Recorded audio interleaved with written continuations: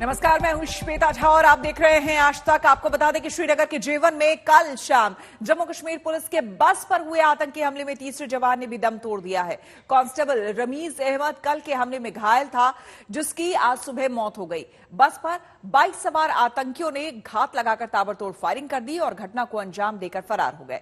Jammu Kashmir police ने थोड़ी देर पहले माना कि हमले के पीछे जैश आतंकियों का हाथ है और हमलावरों ने पाकिस्तानी आतंकी भी उसमें शामिल है। हथियारों की लूट के लिए हमले को अंजाम दिया गया था, यह भी बात सामने आई है। सारे शहीदों को श्रीनगर में आज अंतिम सलामी, अंतिम विदाई दी गई। दो तस्वीरें आपको हम दिखा रहे हैं। पहली तस्वीर जिसमें आप देख सकते हैं कि किस तरह से कल जब आतंकी यहां पर बाइक से पहुंचे तो किस तरह से इसी बस पर सवार हमारे सभी जम्मू कश्मीर पुलिस के जवान और ये सभी जा रहे थे और इसी पर ताबड़तोड़ फायरिंग कर दी गई आतंकियों के द्वारा। टूटे हुए शीशे और बस की स्थिति साफ बता रही है कि दरअसल कल क्या कुछ हुआ। सीआरपीएफ के जवानों को जम्मू ट्रांजिट कैंप से श्रीनगर ले जाया जाना था। सीआरपीएफ की 180वीं बटालियन के असिस्टेंट कमांडर की अगुवाई में यह गाड़ी जा रही थी। आज तक पर एक्सक्लूसिव तस्वीरें उस पुलिस बस की जिस पर कल शाम को जो है आतंकी हमला हुआ जेवन के पास। दरअसल इस बस को इसी जगह पर आना था जहां पर इस वक्त ये खड़ी है, लेकिन इससे 200 गज पहले इस पर जो है इस साल का सबसे बड़ा आतंकी हमला हुआ, जिसमें पुलिस के 3 जवान जो हैं वो मारे गए, 11 अन्य जो हैं घायल हो गए। अगर हम बस की हालत देखें तो उसी से अंदाजा लगाया जा सकता है कि इस पर सैकड़ों जो है गोलियां चारों तरफ से चलाई गई हैं। उनके निशान न सिर्फ बस के बाहरी हिस्से पे हैं, बल्कि अगर अंदर भी देखें तो अंदर भी इस बस पर जो है वो गोलियों के निशान साफ नजर आते हैं। इसी से ये अंदाजा लगाया जा सकता है ये कितना खतरनाक आतंकी हमला था। 14 फरवरी 2019 को जो बस पर हमला हुआ था, जिसमें सीआरपीएफ की काफ़ी सारे जवान जो हैं उसमें मारे गए थे, उसके बाद ये सबसे बड़ा दूसरा इस तरह का आतंकी हमला जम्मू कश्मीर में देखा गया है, जिसमें पुलिस के 3 जवान जो हैं वो शहीद हुए हैं, जबकि 11 अन्य जो हैं वो घायल हैं, जिनका इलाज श्रीनगर के सेना अस्पताल में चल रहा है। अशरफानी, ज़ेवन, आज तक।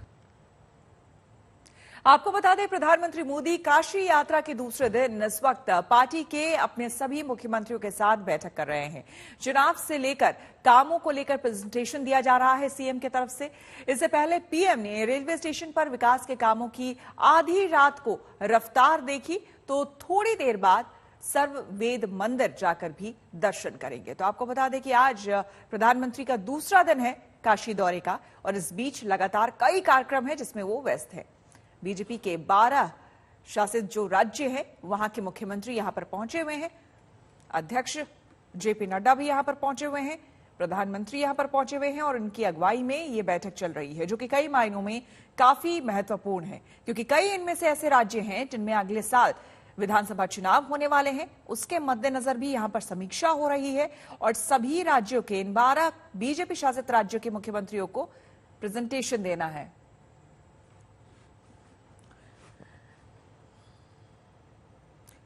और वाराणसी से हमारे साथ श्वेता सिंह और साथ ही हिमांशु मिश्रा मौजूद हैं। सबसे पहले श्वेता, आपसे जानना चाहेंगे कि आज का प्रधानमंत्री का जो कार्यक्रम है, आज दूसरा दिन है, कल की भव्यता हमने देखी थी, आज भी सर्ववेद मंदिर वो जाने वाले हैं और किस तरह का कार्यक्रम रहने वाला है, जरा बताएं।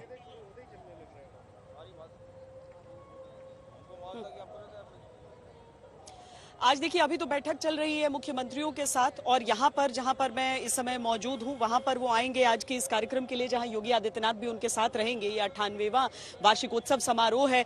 दरअसल स्वर्वेद मंदिर जो इस क्षेत्र को आप समझिए यहाँ पर, और जो महाराज हैं यहाँ के, उनके मानने वाले लाखों के अनुयायी उनके जो पूर्वांचल क्षेत्र से संबंध रखते हैं।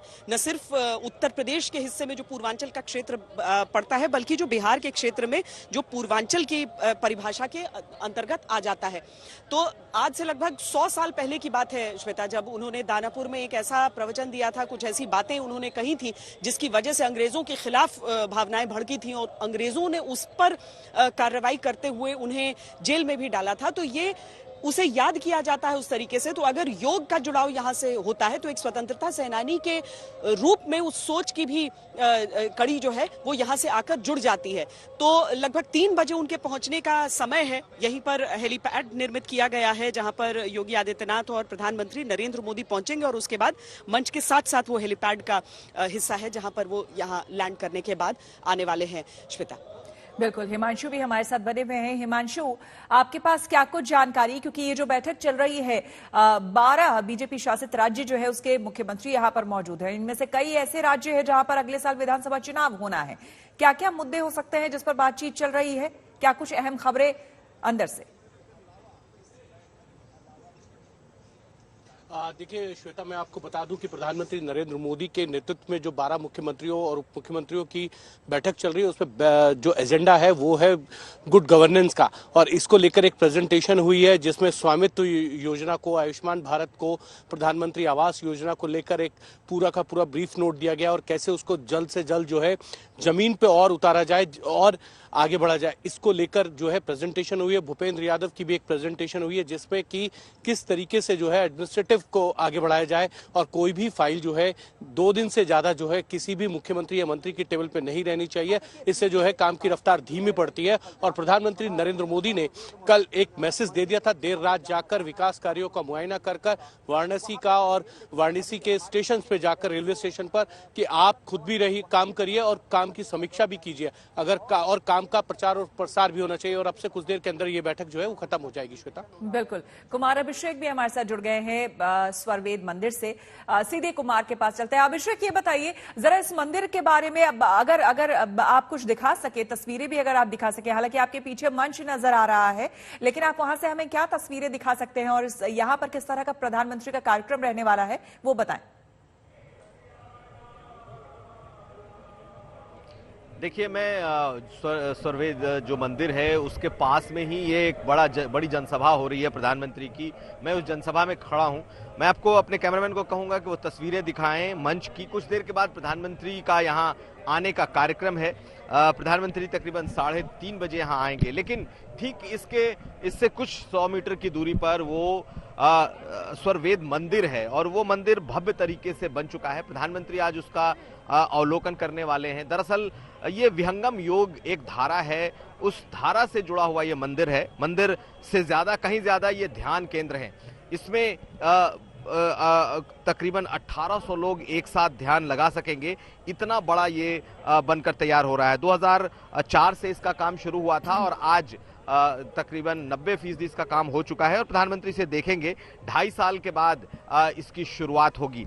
लेकिन इसको दूसरे नजरिए से हम देखें तो प्रधानमंत्री का ये जो दौरा है, खास करके काशी और वाराणसी का दौरा, ये कहीं न कहीं जो ये बड़े मंदिर या फिर बड़े कॉरिडोर, उनके उद्घाटनों के लिए ही ये जाना जाएगा। प्रधानमंत्री ने कल काशी विश्वनाथ कॉरिडोर का लोकार्पण किया और आज ये इस स्वरवेद मंदिर पहुंचने वाले हैं, जहां पर कि वो घूम कर इसका जायजा लेंगे, इस मंदिर को देखेंगे और 2 साल के बाद जब इसका एक इनॉग्रेशन होगा। लेकिन इसके जानने वाले, इसके अनुयायी पूरे देश भर में फैले हैं और अपने आप में ये अनूठा अजूबा मंदिर है। कुछ देर पहले हम लोगों ने उस मंदिर को जा करके देखा और इस पूरे मंदिर में तकरीबन 6 लाख घनफुट जो है वो पत्थर से इसे भी बनाया गया है। यानी कि अगर आप कॉरिडोर की आपके पास श्वेता बनी हुई है लगातार, श्वेता वहां पर चप्पे पर आपने भी कई बार वहां पर रिपोर्टिंग की है, वहां से खबरें भेजी है। ये बताइए, कल काशी कॉरिडोर का उद्घाटन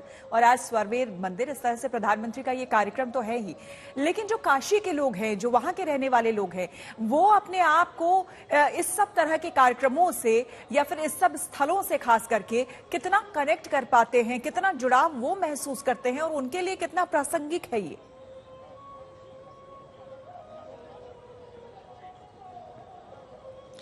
देखिए, वाराणसी के जिस फक्कड़ मिजाज की बात हम हमेशा करते हैं, वो हमेशा लोगों में उसी हिसाब से जीवित रहती है और लोग जो है यहाँ पर उत्सव की तरह मनाते हैं ऐसे समय को।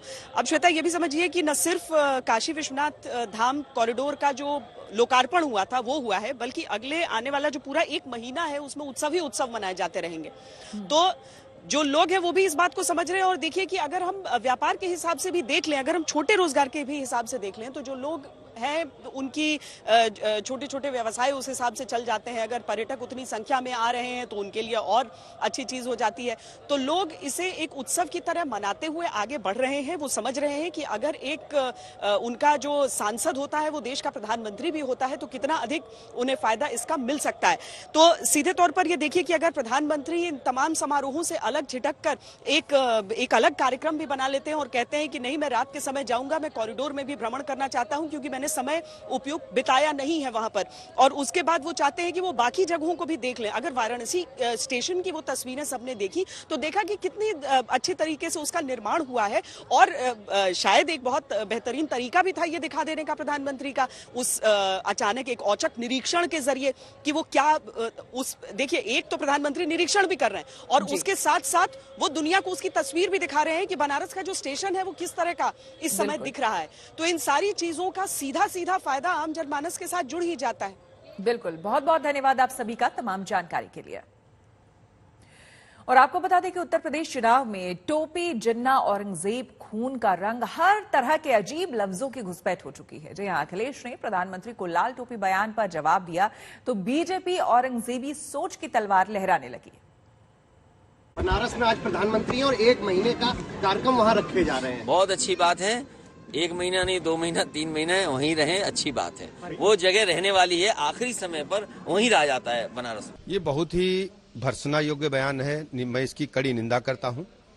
ये अखिलेश जी का जो बयान आया है ये आदरणीय प्रधानमंत्री जी के ही प्रति नहीं है, ये पूरे हिंदू समाज को शर्मसार करने वाला है। ये भारत माता के खिलाफ है, ये पूरे भारतवर्ष के खिलाफ बयान है। मुझे लगता है कि उन्हें पूरे भारतवर्ष से, पूरे देश से, प्रदेश से माफी मांगनी चाहिए और आने वाले दिनों में उन्हें प्रदेशी जनता माफ नहीं करेगी। इस प्रकार का विचार रखने वाले व्यक्ति को कभी प्रदेशी जनता माफ नहीं करेगी। ये लाल रंग ये समझते नहीं है। भारतीय जनता पार्टी नहीं समझ सकती लाल रंग, क्योंकि लाल रंग इमोशन का है।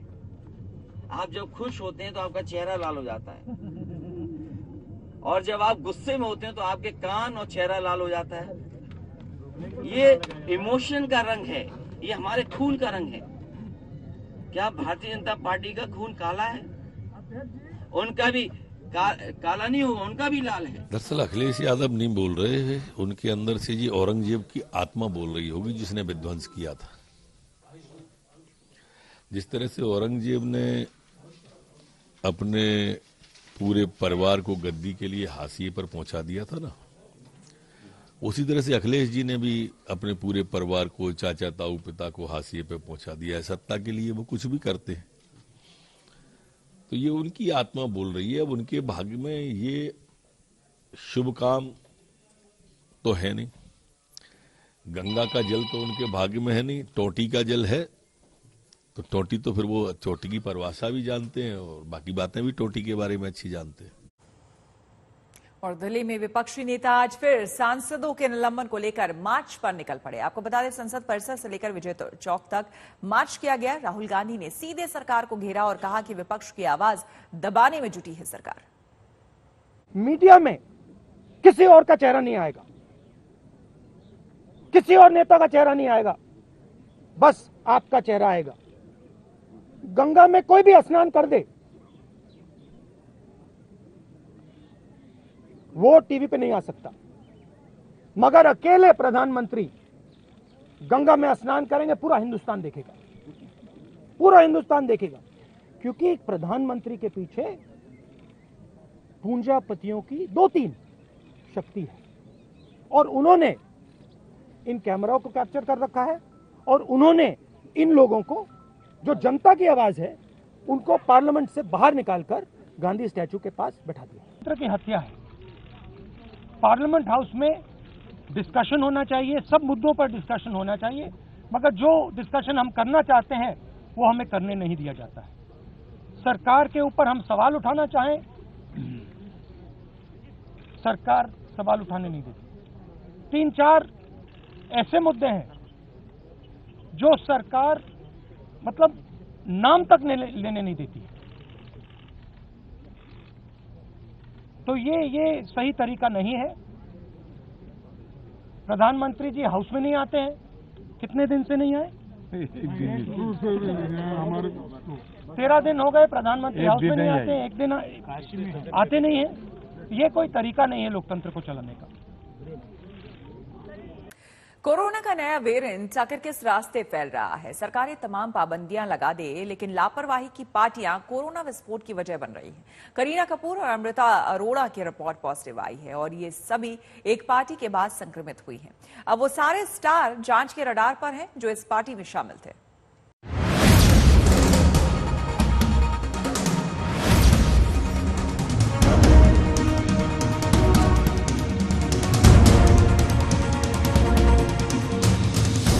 एक्टर करीना कपूर का शनिवार को कोरोना का टेस्ट हुआ था। करीना को कोरोना के हल्के लक्षण थे। रविवार शाम उनकी रिपोर्ट पॉजिटिव आई है। करीना के साथ उनके दोस्त अमृता अरोड़ा का भी टेस्ट किया गया था, वो भी पॉजिटिव आई हैं। करीना कपूर घर पर ही क्वारंटीन हैं। बीएमसी ने उनका घर सील कर दिया है। करीना की रिपोर्ट कल पॉजिटिव आई है। डॉक्टरों का कहना है कि उनके लक्षण बहुत हल्के हैं। आज वो बेहतर महसूस कर रही हैं। बच्चे उनके ही साथ हैं। वो होम क्वारंटीन में हैं। बीएमसी सूत्रों के मुताबिक इन दोनों अभिनेत्रियों ने कोरोना नियमों का उल्लंघन करते हुए कई पार्टियां अटेंड की हैं, जिसकी वजह से इनके सुपर स्प्रेडर होने की आशंका है। बीएमसी ने करीना कपूर और अमृता अरोड़ा के संपर्क में आने वाले लोगों का RT-PCR टेस्ट करने के आदेश दिए हैं। ऐसे 15 से 20 लोगों की पहचान की गई है। आइए जानते हैं कि पिछले एक हफ्ते में करीना और अमृता ने कहां-कहां और किस किस के साथ पार्टी की है। करण जौहर के घर पार्टी में करीना अमृता। फिल्म कभी खुशी कभी गम के 20 साल पूरे होने पर पार्टी रखी गई थी, जिसमें दूसरों के साथ करीना कपूर भी पहुंची थी। इस पार्टी में अर्जुन कपूर और आलिया भट्ट भी थे। रिया कपूर के घर पार्टी में करीना अमृता। इसके पहले प्रोड्यूसर रिया कपूर के घर पर क्रिसमस पार्टी रखी गई थी, जिसमें करीना और अमृता के साथ उनकी बहनें करिश्मा कपूर, मलाइका अरोड़ा और फैशन डिजाइनर मसाबा गुप्ता भी थीं। सभी ने अपने सोशल मीडिया अकाउंट पर इस डिनर पार्टी की तस्वीरें शेयर की। बताया जा रहा है कि बीएमसी करीना कपूर और अमृता के इस रवैये से खुश नहीं है और बीएमसी को अंदेशा है कि जिस तरह से ये लोग पार्टियों में गई हैं, कहीं कोरोना संक्रमण की सुपर स्प्रेडर न बन जाए। इस पर करीना के प्रवक्ता ने आज तक से कहा, करीना पूरे लॉकडाउन के दौरान बहुत जागरूक और जिम्मेदार नागरिक रही हैं। करीना ने हमेशा अपनी फिल्म और एड शूट के सेट पर लोगों से मास्क पहनने और सैनिटाइजर का इस्तेमाल करने के लिए कहा। हाल में करीना और अमृता कुछ करीबी दोस्तों के साथ डिनर पर गई थीं, जहां से उन्हें कोरोना संक्रमण हुआ। ये कोई बड़ी डिनर पार्टी नहीं थी। कुछ करीबी लोग थे, पर उस ग्रुप में एक शख्स खांस रहा था और उनकी तबीयत भी ठीक नहीं लग रही थी। उस शख्स को जिम्मेदारी से काम लेना चाहिए था और डिनर में शामिल नहीं होना चाहिए था, ताकि दूसरों को खतरा न हो। करीना ने लापरवाही बरती, ये कहकर उन्हें दोष देना ठीक नहीं है। वो एक जिम्मेदार नागरिक हैं, जिन्हें अपने परिवार की सुरक्षा की भी चिंता है। पार्टी में मौजूद शख्स के पॉजिटिव आने के बाद बीएमसी ने करीना, अमृता और पार्टी में मौजूद दूसरे लोगों से संपर्क किया। करीना और अमृता जितने भी लोगों से मिली हैं, बीएमसी सभी के कॉन्टैक्ट ट्रेसिंग कर रही है। करीना और अमृता के संपर्क में आए जिन लोगों का RT-PCR टेस्ट करवाया गया है, उनकी रिपोर्ट मंगलवार को आएगी। दोनों के वार्ड में कोरोना नियमों का पालन हो रहा है या नहीं, ये जांच करने के लिए बीएमसी ने टीम भी बना दी है। साथ ही बीएमसी ने सेलिब्रिटीज से अपील की है कि वो ढील न करें और कोरोना नियमों का पालन करें। सौरभ वक्तानिया, पंकज उपाध्याय के साथ अनीता ब्रिटो, मुंबई आज तक। ओमिक्रॉन की वजह से कोरोना की तीसरी लहर का खतरा लगातार बढ़ता जा रहा है। ऐसे में बचाव के साथ ही सबसे ज्यादा जोर हेल्थ इंफ्रास्ट्रक्चर पर देने की जरूरत है। हेल्थ इंफ्रास्ट्रक्चर में स्वास्थ्य कर्मियों को इसके लिए सतर्क और सावधान रहना होगा। साथ ही उनकी कमी को पूरा करने की भी इस वक्त सबसे ज्यादा जरूरत है।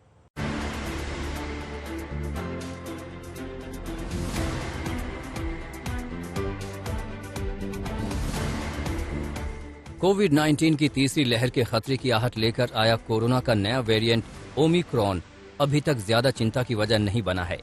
लेकिन जिस तरह से अभी तक इसको लेकर अलग अलग रिपोर्ट्स में आशंकाएं जताई गई हैं, ऐसे में इसके असर को एकदम दरकिनार करना भी सही नहीं होगा। खासकर भारत के मेडिकल इंफ्रास्ट्रक्चर को इस वक्त सावधान रहना होगा, क्योंकि दूसरी लहर में भारत के स्वास्थ्य ढांचे की डेल्टा वेरिएंट के सामने कड़ी परीक्षा हुई थी। जानकारों का भी मानना है कि भारत के सामने अस्पतालों, डॉक्टर से लेकर नर्सों समेत तमाम तरह के स्टाफ के लिए ये एक मुश्किल चुनौती साबित हो सकता है। मेन मुद्दा है सभी पॉलिसी मेकर्स को, सभी नर्सिंग एडमिनिस्ट्रेटर्स को और पॉलिसी मेकर्स को और पॉलिटिकल रिप्रेजेंटेटिव्स को ये स्ट्रेटेजिक नर्सिंग एंड मिडवाइफरी का रेजोल्यूशन को सेंसिटाइज करना, पूरा इसके बारे में बताना है हम और इंडिया में कैसे इसको इम्प्लीमेंट करना है। तो इसके बारे में और एक इम्पॉर्टेंट चीज़ अभी गवर्नमेंट ऑफ इंडिया ने, ministry of health and family welfare ने बहुत रिफॉर्म्स नर्सिंग के लिए लाने के लिए। भारत की इसी तैयारी की क्षमता को जानने के लिए थिंक टैंक फोरम यानी TCF ने खासकर देश के नर्सिंग स्टाफ से उनकी तैयारियों को लेकर चर्चा की है। इस चर्चा के तहत TCF ने नर्सिंग सेक्टर को मजबूत बनाने के लिए 5 सिफारिशें की हैं। इनमें शामिल हैं हाल ही में वर्ल्ड हेल्थ असेंबली में पास हुए SDNM 2021-2025 के WHO के नियमों का पालन करना, नर्सिंग एजुकेशन पर निवेश करना, पोजीशन का निर्माण करना और लीडरशिप तैयार करना, राज्यों और राष्ट्रीय स्तर पर नर्सिंग से जुड़ी लीडरशिप पोजीशन को भरना और सरकार के अलग अलग संस्थानों में नर्सिंग से जुड़ी पोजीशंस तैयार करना, 1947 के इंडियन नर्सिंग काउंसिल एक्ट को वापस लेकर सरकार के पास किए NMMC के बिल को लागू करना, NRTS की जगह लाइव रजिस्टर को लागू करना और नर्सों और मिडवाइफ्स के लिए क्वालिटी एजुकेशन वाले इंस्टीट्यूट्स का निर्माण करना। साफ है कि इन सिफारिशों को लागू करने के मायने होंगे कि देश का नर्सिंग इंफ्रास्ट्रक्चर मजबूत होगा, जो देश के हेल्थ केयर सिस्टम की बैकबोन माना जाता है। हेल्थ इंफ्रास्ट्रक्चर का एक बड़ा हिस्सा बनने के बावजूद nurses and midwifes are short staffed, जिसके कारण पेशेंट नर्स रेशियो खराब है। These issues have to be brought out, with a larger group of bodies, and whether it is the status of the nursing professionals, the education, the career pathway and other things. दूसरी लहर के दौरान oxygen और अस्पतालों में bed की कमी से लोगों की जान पर बनाई थी।